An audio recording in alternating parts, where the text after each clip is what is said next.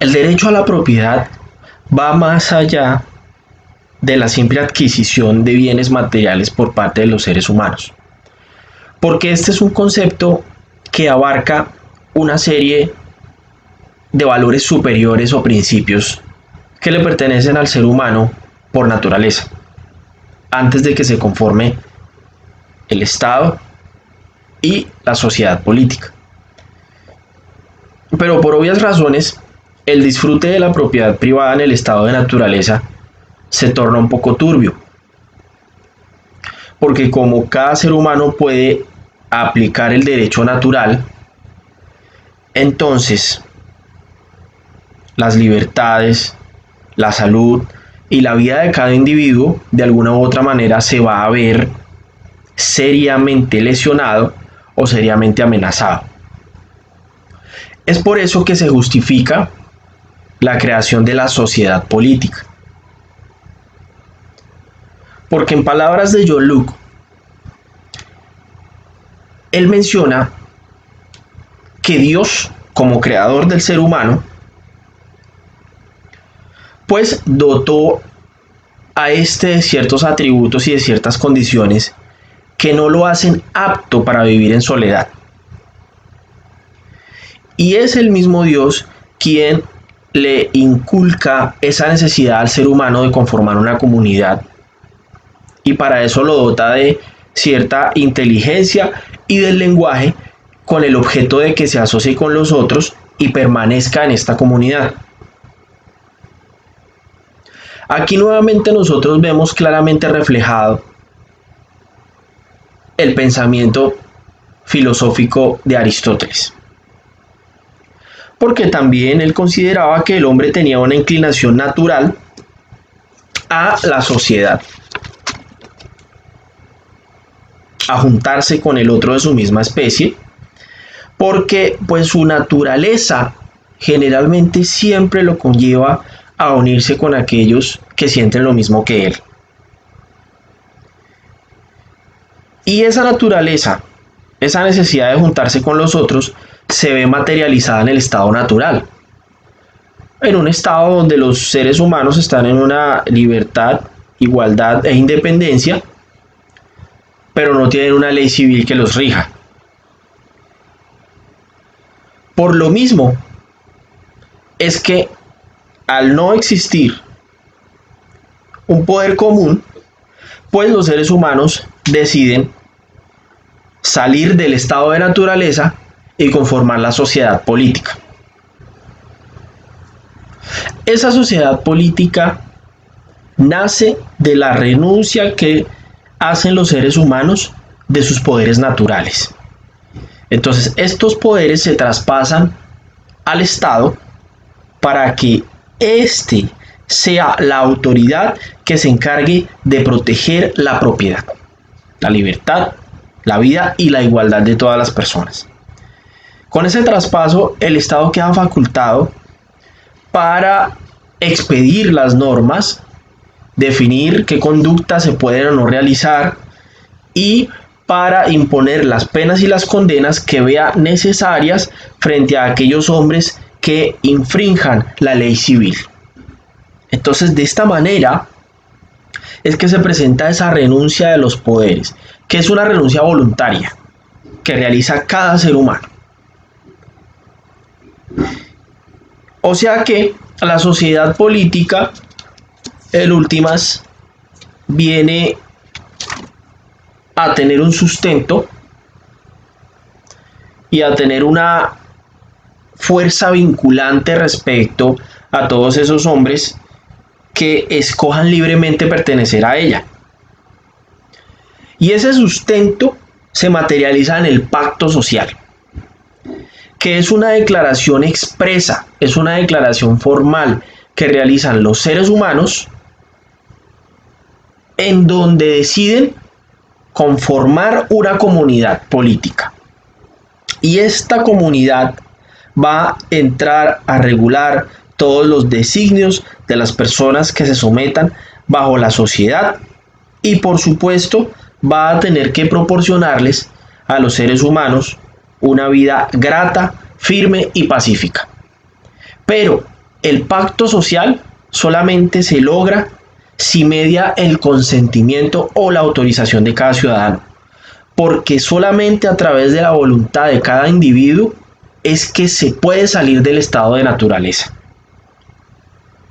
Entonces, aquí John Locke nos dice que el pacto social es la base de la lógica contractualista, porque si existe este acuerdo de voluntades general, de esta manera es que puede nacer la sociedad política y no a la fuerza, no impuesta. Entonces la sociedad política está supeditada a el consenso. Ese consentimiento es la base o le da la legitimación al poder político y a la misma sociedad política. El pacto social, el consentimiento. Y una vez que los hombres den tal voluntad expresa, pues este pacto se torna en indisoluble y perpetuo. Es decir, que una vez el ser humano ha decidido vincularse a una sociedad políticamente organizada, no se puede echar para atrás. Ya nunca más se puede volver al estado anterior, al estado de naturaleza. Porque es que ese pacto va a tener continuando vigencia hasta que deje de existir la misma sociedad. Porque es que el pacto en sí es el que le da origen y fundamento a la comunidad. Es por eso que el pacto social es perpetuo. Es un compromiso permanente por parte de los súbditos que deciden voluntariamente acogerse al poder superior del Estado.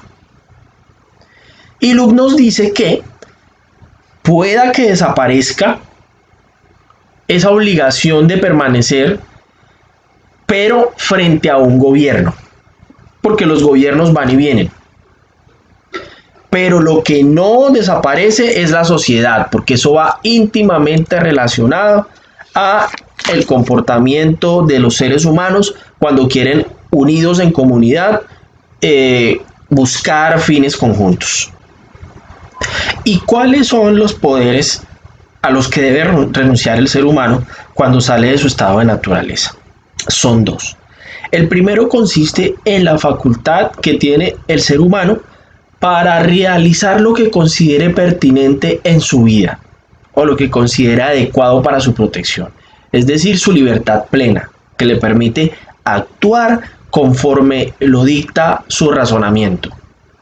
Entonces, aquí el ser humano renuncia a eso, porque le otorga esa libertad al Estado. Y es el Estado quien a partir de este momento empieza a regular la libertad de cada hombre. Entonces, a ese primer poder renuncia el ser humano. El segundo poder tiene que ver con la posibilidad que tiene cada ser humano de imponer castigo o condena por el incumplimiento de la ley natural. Porque este poder también se lo delega al Estado, a la sociedad política, para que sea ésta quien se encargue de castigar las infracciones que se presenten, ya no con respecto a la ley natural, sino ahora con respecto a la ley civil que formula el mismo Estado. Entonces, estos dos poderes, cuando son delegados a la sociedad política a través del pacto social, vienen a convertirse en las funciones del órgano político, en las funciones del Estado. Porque ya aquí el Estado, cuando va a entrar a regular la libertad que le ha designado cada persona que ingresa en la sociedad, esto lo hace a través de la creación de leyes que puedan regir la conducta de los súbditos. Entonces aquí tenemos la función de expedir las leyes o el poder legislativo inicialmente. La posibilidad de imponer castigo y sanción por el incumplimiento de las leyes, que es el otro poder que recibe el Estado, va a pasar a ser el poder ejecutivo, el poder que debe ejecutar la ley. Entonces ya tenemos, según el pensamiento de John Locke, los dos poderes del Estado, que son el poder legislativo y el poder ejecutivo. Él únicamente nos dice que el Estado solamente tiene dos poderes esenciales, legislativo y ejecutivo, pero tiene 4 funciones. ¿Y cuáles son? Existe la función de crear las leyes, que está en cabeza del poder legislativo. Existe la función también de interpretar esas leyes y dirimir los conflictos que se susciten entre los asociados por la no aplicación de esas leyes, que aquí en este caso estaríamos hablando de la administración de justicia. Pero la función jurisdiccional, según John Locke, hace parte del poder legislativo. Entonces, el poder legislativo tiene la función de crear las leyes y la función de administrar justicia. Y por otro lado, el poder ejecutivo tiene la función de ejecutar esas leyes, aplicarlas en la vida práctica, y tiene la otra función de defender al Estado respecto a las injerencias extranjeras. Entonces, aquí estaríamos hablando de el poder federativo. Entonces, son 4 funciones que tiene el Estado, pero están en cabeza de 2 poderes exclusivamente. Poderes que realiza el Estado una vez los seres humanos le han entregado pues parte de su libertad para que ésta pueda regir la conducta de los ciudadanos. Y cuando se hace esto, pues ya nace la sociedad política a través de un pacto social. El hombre deja su estado de naturaleza, entra pues a un plano de libertad regulada y un plano de igualdad ante la ley. Ya la libertad absoluta, la igualdad absoluta que gozaba en el estado natural queda atrás, porque aquí el Estado ya nació y empieza a regir la conducta de cada individuo.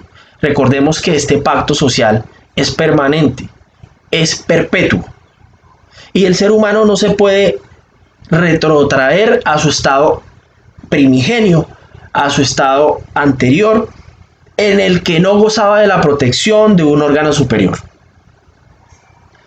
Aquí, la soberanía, según John Locke, reside exclusivamente en el órgano encargado de hacer las leyes.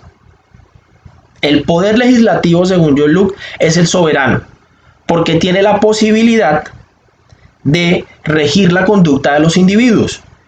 Y recordemos que lo que dijo Bodino tiene plena aplicación aquí, en el sentido de que aquella persona que tiene la posibilidad de crear leyes y regir la conducta de los ciudadanos o de los súbditos es el soberano. Entonces, en ese sentido, y para la época en que vivió John Locke, quien tenía la función de expedir las leyes era el Parlamento. Y para él, el Parlamento era el soberano. No obstante, también reconocía que al soberano se le asignó una función por parte del pueblo. O sea que el Parlamento en últimas viene a ser el representante del pueblo. Pero en términos generales, esa soberanía reside en el Parlamento. Vamos a ver qué nos dice el siguiente autor, que es Juan Jacobo Rousseau, respecto a la soberanía. Thomas Hobbes decía que la soberanía residía en el monarca. Él era absolutista, partidario de la monarquía. Aquí John Locke nos dice que la soberanía reside en el Parlamento, porque es el órgano a quien se le ha conferido la facultad de expedir las leyes. Y Juan Jacobo Rousseau, pues lo veremos en su momento que nos dice respecto a la soberanía. Entonces, por lo pronto, estas son las reflexiones y las consideraciones del pensamiento político de John Locke.